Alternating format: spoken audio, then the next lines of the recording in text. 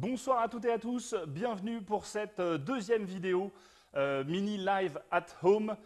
Oui, je suis de nouveau chez moi en confinement et comme vous, je profite de mon confinement pour me développer, progresser, apprendre des choses. Et ce soir, on peut voir que j'ai progressé en maîtrise et en compréhension de Facebook Live puisque je crois qu'on est beaucoup plus synchro qu'on ne l'a été hier. De votre côté, vous êtes venus chercher à découvrir, redécouvrir et améliorer vos connaissances de la marque Mini, de son univers.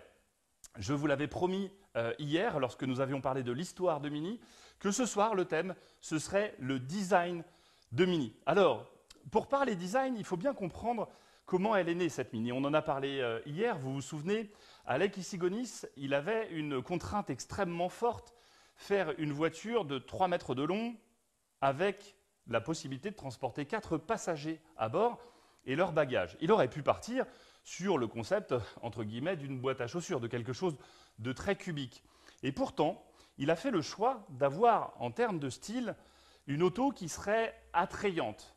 Et il a posé, dès le début, les bases esthétiques, les éléments iconiques qui vont faire que, tout au long des 60 années d'évolution de cette Mini, eh bien, on va retrouver ces éléments iconiques et on va les redécouvrir ensemble tout au long de cette présentation. Notez que même lorsque Mini, dans la version classique, a voulu innover, rajeunir son modèle, ils avaient créé une version qui s'appelait Clubman à l'époque, que vous allez voir apparaître dans quelques secondes à votre écran.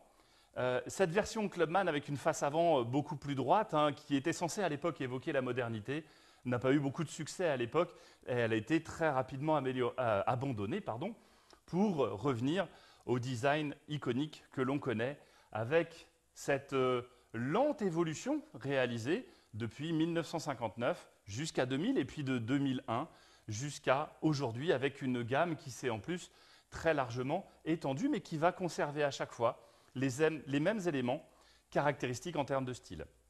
Pour vous parler design, j'ai avec moi aujourd'hui le Countryman, celui que j'avais à disposition pour vous faire cette présentation, qui est une version hybride rechargeable, mais qui ne change rien absolument en termes de style et des éléments que je souhaite évoquer avec vous. Alors je vous invite à me suivre pour venir commencer par l'élément clé en termes de design. Lorsqu'on parle design automobile, ce sont les zones symboles que l'on va trouver sur la face avant. Parmi les zones symboles de Mini, il y a bien entendu la calandre. Cette calandre, elle est née avec une forme dite à moustache, que vous avez vue sur la version que nous avions tout à l'heure à l'écran. Elle est devenue ensuite très rapidement hexagonale. Et cette calandre de forme hexagonale, elle a pris différentes dimensions tout au long de l'existence de cette Mini, mais elle est toujours présente et toujours avec la même forme.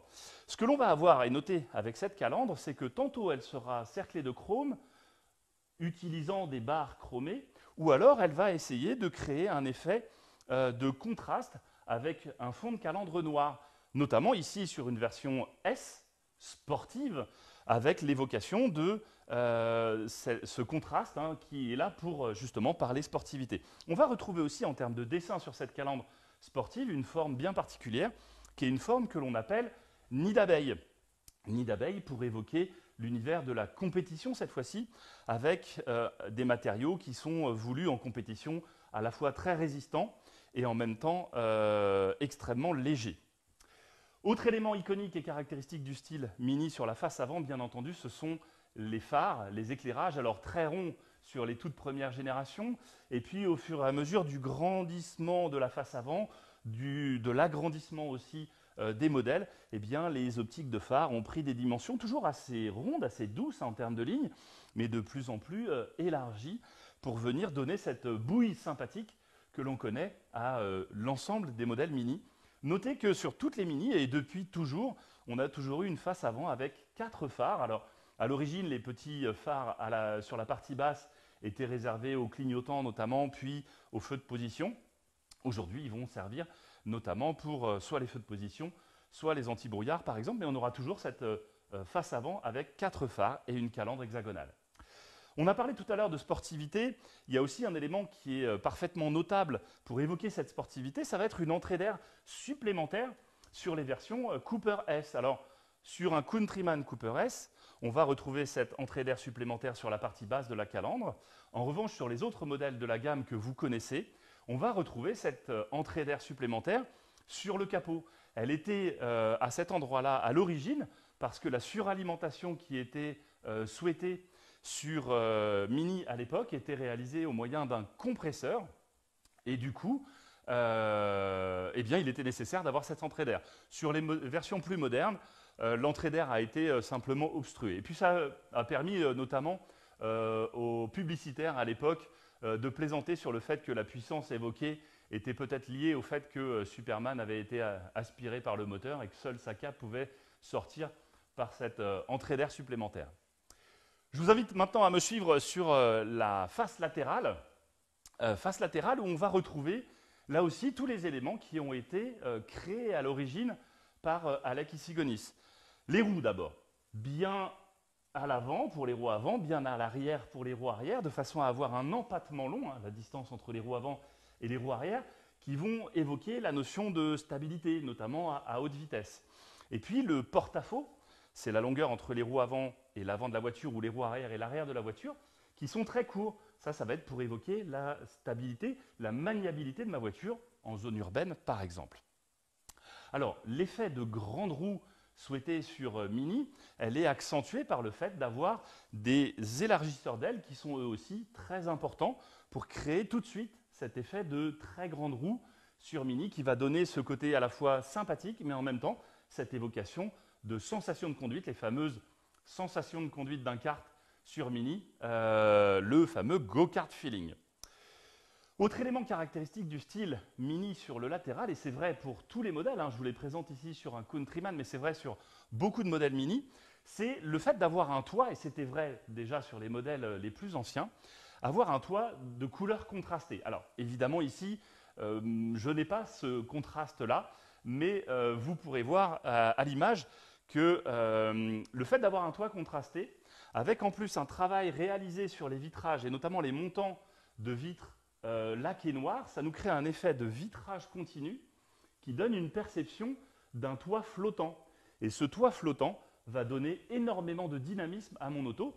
Et le toit flottant, on l'a même sur une version cabriolet par exemple, puisqu'on va souvent avoir une capote en toile de couleurs différentes de la carrosserie pour justement créer cet effet de toit flottant et donner du dynamisme à ma ligne sur le latéral. Tant que je suis sur le latéral, il y a un autre élément iconique de la marque Mini, c'est l'utilisation du chrome. Sur une Mini, au global, il y a beaucoup de chrome, mais toujours par touches légères. On ne crée pas de grands aplats de chrome pour faire riche, on utilise la juste quantité de chrome pour donner une perception d'élégance, de noblesse de matériaux. Et c'est particulièrement vrai notamment sur les poignées, puisque le fait d'utiliser le chrome sur les poignées donne tout de suite, au moment où vous prenez la poignée d'une Mini, la sensation d'une vraie poignée de main, quelque chose de solide, avec un rendu métallique, mais qui donne cette perception, qui évoque cette perception de solidité, de durabilité de ma voiture. Et ça, c'est un élément qui est très travaillé par Mini sur l'ensemble de sa gamme.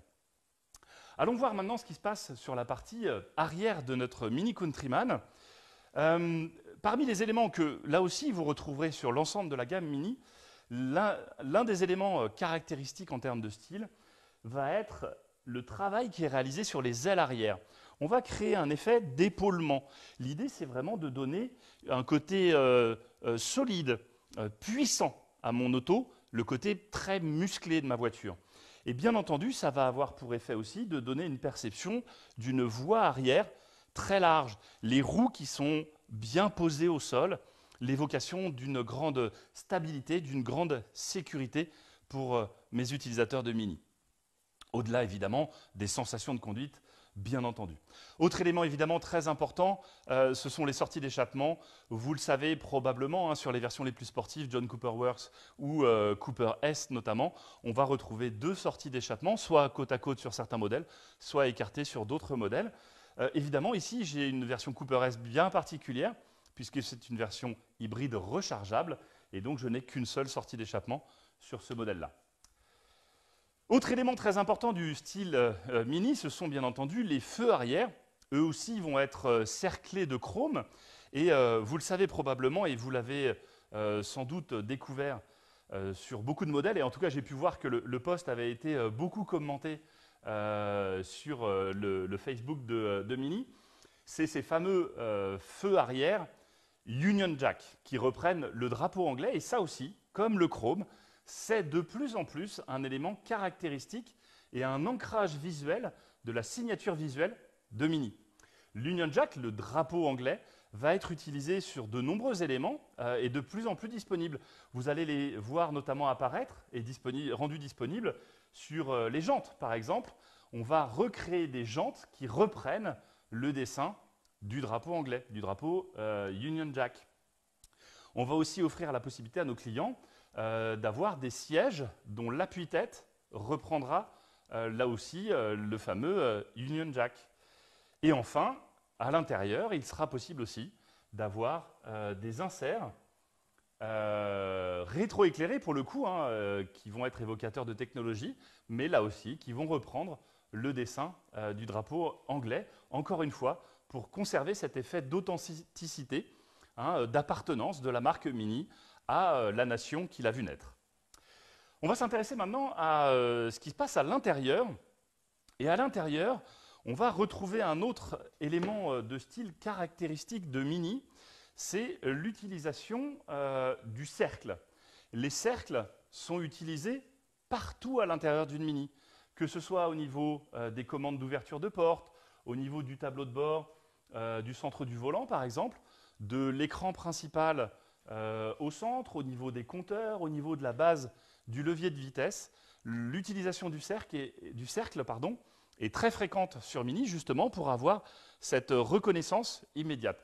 Et en plus, là aussi, pour l'utilisation du chrome, ces différentes zones, ces différents cercles, peuvent être en plus soulignés de chrome pour renforcer cette perception visuelle et cette identité.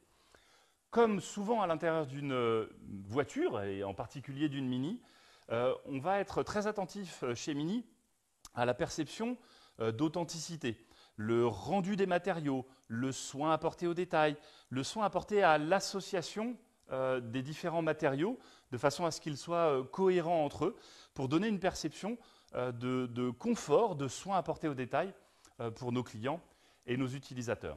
Ça, c'est un élément effectivement très important. L'autre élément, c'est qu'on va jouer systématiquement la balance entre l'authenticité, le côté néo-rétro, et la dimension très technologique, très innovante. Vous l'avez vu tout à l'heure avec les inserts rétroéclairés, par exemple. C'est vrai aussi avec le rétroéclairage, avec l'éclairage d'ambiance qu'on va pouvoir avoir à bord.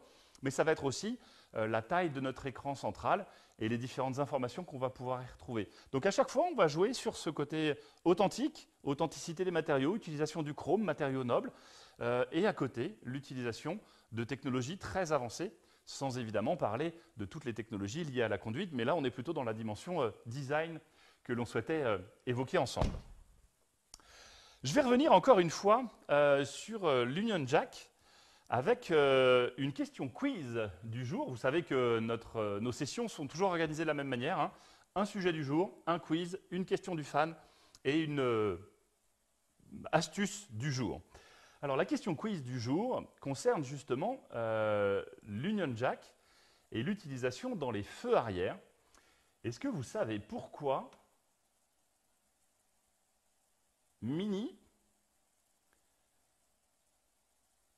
le fait d'utiliser l'Union Jack dans les feux arrière a été pour Mini un véritable challenge?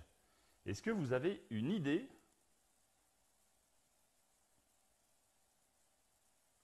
de la raison pour laquelle cette Union Jack a été un véritable challenge? Autre question subsidiaire d'ailleurs, est-ce que vous savez sur quel concept a été présenté pour la première fois ces feux arrière reprenant la forme du drapeau anglais?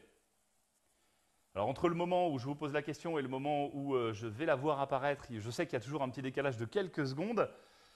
Je regarde un petit peu les commentaires que vous avez faits pendant ce temps-là.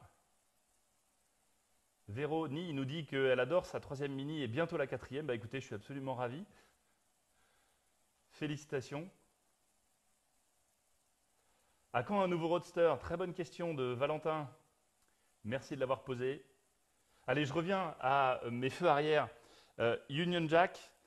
Alors, la première question, c'était sur quel concept ils sont nés. Eh bien, c'est sur un concept qui s'est appelé Superleggera, Vision Superleggera. C'était un magnifique concept de roadster, et c'est pour ça que je rebondissais sur la remarque de Valentin tout à l'heure. Ce concept Superleggera avait été développé en partenariat avec un carrossier italien qui s'appelle Touring, qui avait fait une auto absolument magnifique et qui avait eu l'idée d'utiliser le drapeau anglais, l'Union Jack, dans ses feux arrière. Ça ne répond pas tout à fait à ma question du pourquoi ça a été un véritable challenge pour Mini. Eh bien, tout simplement parce que, et vous ne l'avez peut-être jamais remarqué, mais le drapeau anglais est asymétrique entre la droite et la gauche. Il n'a pas le même dessin exactement.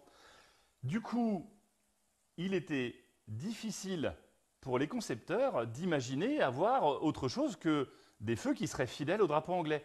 Et oui, mais il y a une règle automobile d'homologation qui dit non, il est impossible d'avoir un feu gauche différent d'un feu droit. Ils doivent être symétriques. Mini s'est acharné, Mini a insisté et a tenu absolument à respecter l'authenticité du drapeau anglais et donc a réussi à faire homologuer un feu droit et un feu gauche qui ne sont pas symétriques, exactement à l'image de la version du drapeau anglais.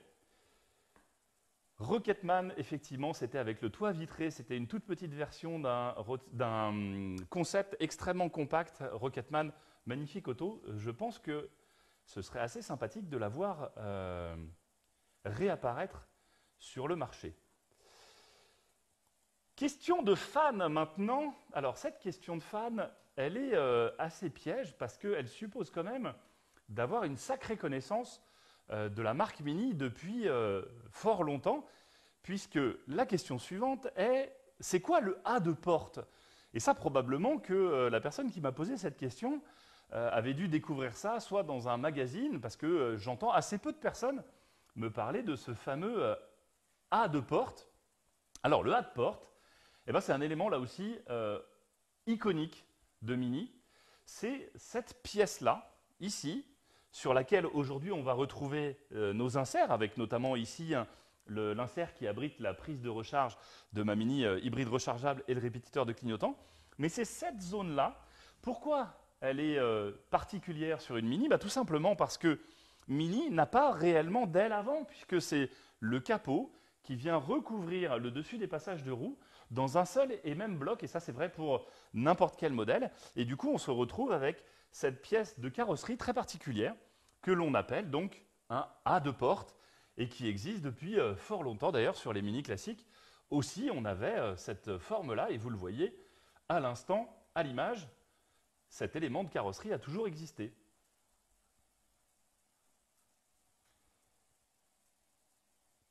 Alors, j'ai Timothée qui me challenge en me disant que s'il regarde sa Cooper avec des Union Jack, il ne voit pas trop la différence entre la gauche et la droite. Regardez bien, hein, Timothée, ça se situe au niveau de l'endroit où se trouve la barre rouge par rapport à la barre sombre sur vos feux. Entre la droite et la gauche, ce ne sera pas positionné exactement de la même manière. Vous pouvez me faire confiance, regardez ça. Dernière phase de cette présentation liée au design, c'est la fameuse astuce du jour. L'astuce du jour, c'est le moyen de mieux vous approprier votre voiture. Alors, on s'est mis dans la situation dans laquelle vous êtes actuellement, c'est-à-dire que vous êtes coincé chez vous, et je l'ai vu dans les commentaires, il y en a plein qui rêvent que d'un truc, c'est de retourner dans leur Mini et de pouvoir enfin rouler avec. Ce que je vous propose de faire, c'est de faire les choses que vous n'avez jamais le temps de faire dans votre Mini, et notamment de paramétrer ce que l'on appelle les profils conducteurs. Vous savez que dans votre Mini, si vous êtes plusieurs utilisateurs de votre Mini, vous avez une clé chacun. Chacun a sa clé et chacun va pouvoir, dans sa voiture, avoir des paramétrages qui correspondent à sa clé. J'arrive avec ma clé dans ma Mini.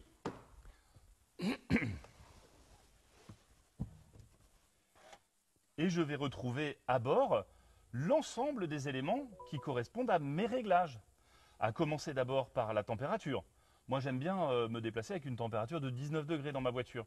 Eh bien, je récupère ma climatisation réglée avec mon réglage de 19 degrés. Je vais retrouver aussi toutes mes touches raccourcies. Vous savez qu'il y a des touches de raccourcis ici qui sont numérotées de 1 à 6. Alors beaucoup d'entre vous ne s'en servent que pour mettre des radios, mais vous savez qu'on peut mettre beaucoup d'autres choses sur ces touches de raccourcis. On peut mettre par exemple un numéro de téléphone, une destination de votre domicile ou de votre lieu de travail par exemple. Comme ça, moi quand je rentre de ma voiture, j'appuie sur le numéro 6 par exemple, et ça va m'emmener à mon bureau. Mais si la personne avec qui je partage cette mini utilise sa clé, elle va retrouver ses propres raccourcis. Et lorsqu'elle appuiera sur le bouton numéro 6, ce sera peut-être le numéro de téléphone de sa mère, par exemple, que sais-je, encore comme possibilité. Évidemment, tous ces réglages qui sont liés à mon profil conducteur vont être aussi les réglages des rétroviseurs, par exemple, ou encore des sièges électriques lorsque votre véhicule est équipé de sièges électriques. Un élément à connaître, c'est le fait qu'on puisse modifier le nom de ce profil conducteur.